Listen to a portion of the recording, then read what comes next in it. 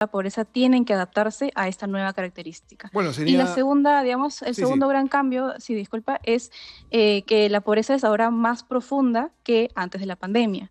Digamos, si medimos la distancia que hay entre el gasto que tiene una persona pobre en el Perú promedio versus aquel gasto que necesita para salir de la pobreza, es decir, aquel que necesita para alcanzar la línea de la pobreza, esa distancia es ahora casi el doble frente a la época prepandemia. 11,6% a 26,4% entre el año 2019 y el año 2023, con un fuerte impacto en las zonas urbanas, retrocediendo 15 años. ¿Esto cómo se va a revertir? Bueno, eso tendremos que preguntarle a las autoridades, ¿no? Ahora, esto se condice con lo que ya conocíamos por parte del Instituto Nacional de Estadística e Informática. Tenemos 9 millones de pobres y pobres extremos. Entonces, le vamos a preguntar a nuestra invitada, que es Paola Herrera, economista senior del Instituto Perón Economía, cuáles son las características de este estudio y cómo es que se determina la pobreza, el incremento de la pobreza. ¿Cómo estás, Paola? Bienvenida. Hola, buenos días, Jesús, un gusto. ¿Cómo estás? Bueno, a ver, estos resultados creo que son importantes y como ya lo hemos señalado, tienen relación directa con lo que había publicado el INEI en su momento. Sí, correcto. Bueno, el tema de la pobreza, nosotros justo publicamos este boletín en colaboración con el Banco Mundial y entre los principales resultados recalcamos dos grandes cambios que ocurren con la pobreza desde el 2019, ¿no? Que han cambiado frente al 2019, frente a la época prepandemia. Uno de ellos es que se ha agravado, ya se venía, digamos, incrementando la pobreza urbana, la concentración de la población pobre en zonas urbanas, pero últimamente en estos últimos 4 o 5 años se ha concentrado mucho más en estas zonas urbanas. Entonces tenemos alrededor del 70% de la población pobre viviendo en zonas urbanas. En 8 regiones en todo el país se ha duplicado la pobreza urbana. Entonces, digamos, se hace mucho más claro de cómo las políticas para poder erradicar la pobreza tienen que adaptarse a esta nueva característica. Bueno, Y la sería... segunda, digamos, el Sí, sí. segundo gran cambio, sí, disculpa, es que la pobreza es ahora más profunda que antes de la pandemia. Digamos, si medimos la distancia que hay entre el gasto que tiene una persona pobre en el Perú promedio versus aquel gasto que necesita para salir de la pobreza, es decir, aquel que necesita para alcanzar la línea de la pobreza, esa distancia es ahora casi el doble frente a la época prepandemia. Y en las zonas urbanas, en zonas urbanas se ha duplicado y en lugares como la capital casi se ha triplicado incluso. Entonces la pobreza se ha profundizado 3 veces casi. Bien, creo que esto es importante comunicárselo al público en general porque hay un serio problema. Por ejemplo, en las zonas urbanas hay problemas de hambre, ¿no es cierto? De nutrición y de pérdida, por ejemplo, de pérdidas calóricas, que eso es parte justamente de este problema que no permite un Exacto. correcto desarrollo. Pero también pasa porque no hay inversión, el ajuste necesaria como para poder generar trabajo, que creo que esos son los factores que ustedes también han medido en estos resultados. Correcto. Digamos, este incremento de la pobreza urbana, principalmente lo que refleja, sobre todo cuando se analizan las dinámicas en regiones, las diferentes dinámicas en regiones, es que refleja una debilidad del mercado laboral, del empleo, frente a este tipo de choques que hemos enfrentado, ¿no? La recesión, la pandemia, las altas tasas de inflación, que dejaron debilitado el gasto de las familias en aquellas regiones, digamos, donde más se redujo el empleo de calidad, el empleo adecuado, es donde también se incrementó en mayor medida la pobreza. Y esta calidad del empleo, digamos, depende directamente de, justamente como mencionas, la inversión privada, la cantidad de empresas que puedan hacer negocio en nuestro país y que es mucho más débil, digamos, o sea, en mucho menor medida en regiones. Bueno, a mí lo que me llama la atención es el tiempo que se va a necesitar para revertir este problema, ¿no? Que es bastante serio. Ahora, ustedes están hablando de pobreza, pero hay pobreza extrema. Que sí, por ejemplo, el estudio del Instituto Nacional de Estadística e Informática lo tiene bastante claro, porque como pobre tú podrías tener incluso posibilidades de comer al menos 1 o 2 veces al día, pero si estás en pobreza extrema es casi imposible que puedas llegar al menos a esos niveles, ¿no? Exacto, y digamos, esa es justamente digamos, la profundización, el reflejo de la mayor profundización de la pobreza, ¿no? Digamos, pone sobre todo en el reflector que se tenga que adaptar las políticas sociales para erradicar la pobreza a esta característica. Ahora tenemos, digamos, un escenario más difícil porque nos enfrentamos a este escenario de inseguridad alimentaria. Que digamos también se agravó durante el tiempo en el que la inflación estaba muy alta y complicaba a las familias poder adquirir los ingresos, los alimentos necesarios para poder alimentar de manera adecuada a sus niños, y por eso es que en los últimos 2 años ha aumentado la anemia, no tenemos tampoco avances en desnutrición crónica, y eso no solamente pone en peligro la salud de hoy de los niños, sino su salud en el futuro y su productividad como trabajadores Ok, bueno, estamos en el futuro. hipotecando una generación completa en realidad, o sea, esto es muy, muy complejo, el hecho de que tengamos mucho más pobres en el país. Dime una cosa, ¿ustedes han podido medir cuál ha sido el nivel de afectación, por ejemplo, de la clase media? Porque si bien es cierto hay un incremento de pobres, quiere decir que estos, ¿de dónde han salido? Exacto, sí. Justamente lo que ha ocurrido en los últimos años es que ha incrementado la población vulnerable. Además de que aumentó la población en pobreza, también aumentó la población vulnerable, es decir, este grupo que está en el limbo casi, que frente a cualquier choque, a cualquier, digamos, evento negativo, puede caer muy fácilmente o muy rápidamente en la pobreza. ¿Y por qué aumentó la población pobre? Porque también se redujo la clase media, nosotros habíamos logrado convertir a la clase media hasta antes de la pandemia en la primera, digamos, en la mayoría de la población, y ahora después de la pandemia se ha avanzado muy poco en recuperar esa pérdida de la clase media. Y justamente esta clase media son aquellos, digamos, para entender muy bien, mejor quiénes son aquellos que tienen un mejor colchón financiero en activos para poder justamente enfrentar eventos negativos, pérdidas de empleo o afectaciones a la salud, que es precisamente lo que ha puesto en vulnerabilidad a las familias en el Perú en los Bueno, últimos mira, años. escúchame, esto quiere decir que no solamente es una afectación, sino un debilitamiento, que en lo sucesivo cualquiera podría perder esa condición de clase media y pasar a un nivel de pobreza si es que, por ejemplo, no se revierte el tema de la inversión privada, que es la que genera, ¿no? Es cierto, oportunidades laborales. Entonces, podríamos tener, según ustedes, ya usando un poco más la perspectiva, que es el pensar hacia el futuro, mayores problemas en relación a este incremento de la pobreza en el país. Sí, nosotros estimamos que, bueno, ahorita las perspectivas de crecimiento están alrededor de 3% del PBI para este año, y para el resto de años, digamos, no hay, digamos, no se espera un crecimiento mayor al 3%.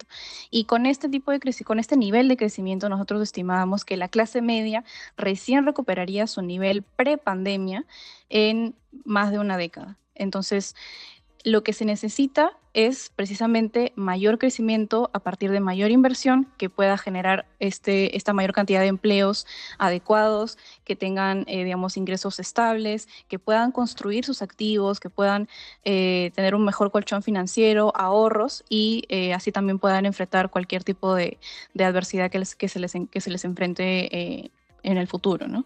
Bueno, son 10 años para recuperar esto, ¿no? Ahora, ¿cuál sería el crecimiento o el porcentaje que se necesitaría para que esto, no sé, se recupere en menos años, ¿no? Según la proyección que ustedes Sí, tienen. exacto, necesitaríamos, digamos, tenemos que tener muy en claro cómo es que logramos todo este avance de la clase media, cómo es que logramos esta reducción de la pobreza antes de la pandemia, y el principal, digamos, motor fue justamente mantener a la inversión privada creciendo a doble dígito. En promedio, entre el 2004 y el 2014, la inversión privada creció más de 10% en promedio por año, y ahora, digamos, este año esperamos que crezca menos de 3%, menos de 2%. Entonces, definitivamente necesitamos regresar a ese tipo de nivel de crecimiento que, que digamos, como mencionaba, genere estos empleos de calidad. Ahora, todo esto es bastante gaseoso en el sentido de que, claro, las proyecciones están ahí, pero también tienen una referencia muy marcada, y es que estamos constantemente dependiendo de los ruidos que se puedan presentar a nivel económico, social y político, ¿no? Sobre todo lo político, en un país que se ha mostrado en los últimos años bastante inestable en ese sentido. Sí, precisamente cuando queremos regresar justo a esta época de crecimiento alto, de inversión privada creciendo doble dígito, lo que necesitamos es retomar aquellas reformas que se dejaron de lado antes, desde antes de la pandemia, inclusive con la pandemia, y que no se han vuelto a retomar en la discusión de debate de políticas públicas. Y justamente lo que muchos especialistas encontramos es que este entorno de inestabilidad política, digamos, de no encontrar consensos entre el Ejecutivo y el Congreso, complica muchísimo más poder llegar a este debate alturado para las reformas que nos hacen falta en el mercado laboral, reformas tributarias, en salud, educación. Entonces, es muy difícil lograr avances significativos en ese tipo de entorno, ¿no? Ahora, no estamos, digamos, estamos en una época también relativamente mejor a la que teníamos hace unos años, ¿no? Ya acabó la pandemia, ya no estamos en estos niveles, digamos, negativos o de extremo pesimismo empresarial, y debemos aprovechar esta salida de las condiciones negativas, de las condiciones pesimistas, para poder exigir a nuestros políticos, a nuestro gobierno, que se ponga a debatir estas reformas lo más pronto posible. Habría que decirle al público que si ciertamente estamos manteniendo una economía positiva, no tiene que ver esto con el manejo de la caja fiscal, donde hay una serie de cuestionamientos, sino por las políticas impulsadas por el Banco Central de Reserva, que todavía mantiene los estándares que se necesitan, ¿no es cierto? Sí, es correcto. Digamos, ahorita la situación fiscal del Estado en verdad es complicada. Exitosa. Justamente es uno de esos frenos que nos pone a la posibilidad de, digamos, invertir o gastar más en políticas sociales, en mejora de servicios públicos, en todo el país, ¿no? Para poder también apoyar desde ese lado a la reducción de la pobreza, a los programas sociales. Sí es bastante, digamos, resaltable la estabilidad macroeconómica que hemos logrado mantener incluso durante la pandemia, incluso cuando la inflación estaba por encima del 10% en otros países como Colombia, como Chile. Colombia hasta hace unos meses seguía teniendo inflaciones por encima del 10%. Entonces, es importante reconocer el rol positivo, el rol, digamos, impecable del Banco Central de reserva para poder mantener la moneda en estabilidad. Ahora lo que falta es que las cuentas fiscales también continúen, digamos, o dejen de salir de esa estabilidad macroeconómica para mantener esa fortaleza en el Perú. Bueno, y hay un llamamiento de atención a este gobierno sobre el tema de las reglas fiscales, ¿no? No de ahora, sino ya desde antes, ¿no? Por ahí deberíamos empezar. Sí, claramente, poco a poco, si seguimos este camino de incumplir la regla fiscal, incluso después de haberla modificado, no solamente esperamos que se incumpla este año, sino muy probablemente el próximo año también se vuelva a incumplir la regla fiscal, deja en muy mala imagen hacia el exterior al Perú. Y ahí es donde, digamos, hace unos años no nos preocupaba para nada la situación fiscal del Perú, y ahora se está volviendo una preocupación muy principal de que esto pueda impactar y destruir este pilar de fortaleza macroeconómica que nos tomó tanto tiempo alcanzar, ¿no? Sobre todo para cómo nos ve El mundo. el resto del mundo. Claro, bueno, Exacto. además, a ver, fíjate, hay cosas que deberíamos empezar a estar solucionando. Esto que es el tener cuidado de las reglas fiscales, ¿no es cierto? El manejo correcto de la caja, no destinar presupuesto por destinar, ¿no es cierto? Pero lo otro que también me preocupa, por ejemplo, es la situación de Petroperú, que también es un tema que genera ciertos niveles de confianza y desconfianza. El hecho de que tengamos un mes de ausencia, ¿no?, de un directorio sobre lo que significa la petrolera estatal también suma. Y ya que estamos hablando justamente en términos de darle una solución a la reducción de la pobreza que se ha disparado en estos últimos años. Sí, totalmente. Ya hemos nosotros también conversado, bueno, he explicado muchas veces que simplemente este ejemplo de Petroperú es el ejemplo claro de cómo el Estado nunca llega a tener un buen nivel como Estado, como empresario. Ya lo vivimos hace décadas, y de hecho Petroperú en ese entonces también, se habla mucho de que en ese entonces también debió, digamos, privatizarse, y ahora vemos los costos de no haber ido por ese camino, ¿no? Y si bien, digamos, la solución ahora puede ser complicada, lo que se necesita es alguna respuesta, ¿no? Ya, como mencionas, vamos esperando alguna respuesta y no la obtenemos. Y simplemente si es que se sigue alargando, ya se vienen asignando más recursos. Nosotros estimamos que más de 20.000 millones de soles es lo que se ha perdido, lo que ha perdido el Perú, que son impuestos, que son recursos que nosotros mismos como peruanos hemos pagado en estos salvatajes, en estas líneas de crédito y aportes de capital a la empresa. Y si es que se sigue alargando el problema, entonces ese número va a seguir aumentando. Ok, mira, es importante el trabajo que hacen ustedes en el IPE, que hace este tipo de cálculos y nos da una idea de cómo estamos en el camino económico. Pero también y gracias también a las referencias del Banco Mundial, aquí yo tenía una nota que me parece una contradicción, porque estamos hablando de pobreza, ¿no? Y el incremento de la pobreza, en cierta manera el debilitamiento de la clase media. Pero aquí lo que me llama la atención es lo siguiente. Perú es el sexto país con más billonarios de toda América Latina y el Caribe. Eh, Porque además hay una serie de beneficios. No se graban impuestos a la propiedad de estos billonarios. Dice, un nuevo informe del Banco Mundial ha determinado que los ricos en América Latina y el Caribe concentran su patrimonio en bienes inmuebles, que es a donde podrían apuntar las políticas de presión fiscal de los países. O sea, a ver, tenemos un número importante de estas personas, ¿no? Que tendrían que ser las que más impuestos generen. Sí, bueno, en primer lugar hay que tomar esta cifra con pinzas. Estamos en el ranking, digamos, comparándonos con América Latina y Caribe, y más o menos si seleccionamos a aquellas economías que son más similares a la del Perú, por ejemplo, Colombia, Ecuador, bueno, la zona, digamos, más que más se asemeja a la economía del Perú, estamos a media tabla más o menos de ese número que reporta el Banco Mundial. Y creo que el mensaje principal para sacar de esta cifra es, uno,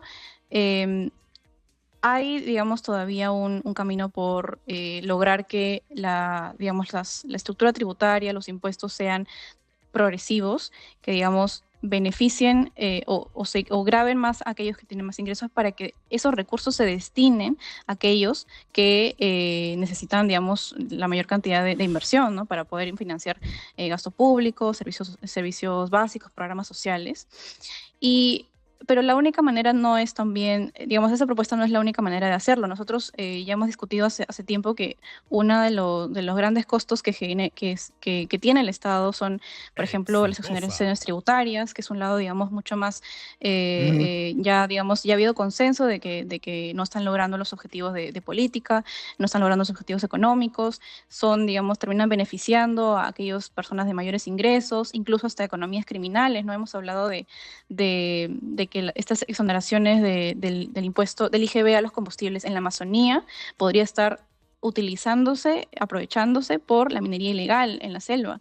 Entonces, hay, digamos, varios caminos que puede recorrer el Estado para poder, digamos, obtener ingresos de manera más adecuada, que sean Bueno, progresivos, como eh, mencionaba esta característica. entiendo que hay esa necesidad de ampliar la base tributaria, ¿no? Fíjate que Y también, exacto. estaban con este tema de grabar impuestos, por ejemplo, a los streaming, ¿no? O sea, a los apps digitales.